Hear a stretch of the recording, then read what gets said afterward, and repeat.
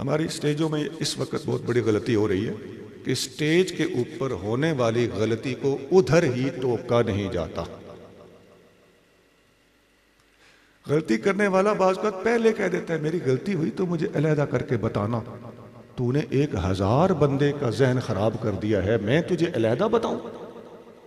हाँ, एक और बात भी है, उसे बताएं उधर ही बताएं, लेकिन पुत्रा वीरा करके बताएं, ये जरूर है।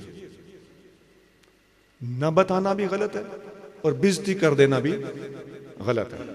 उधर ही बताएं, लेकिन बताएं बेटा ये हुजूर की सुन्नत है कि उधर ही बता दिया जाए।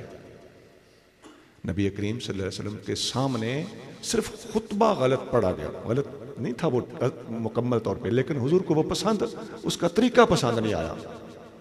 मुस्लिम शरीफ में हदीस है,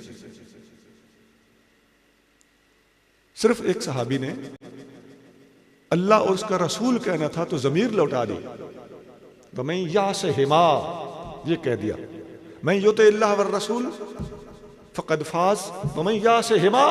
हुजूर ने फरमाया बेसल खतीब अंता।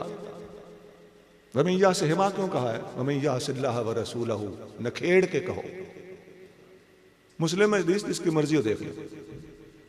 तो उधर ही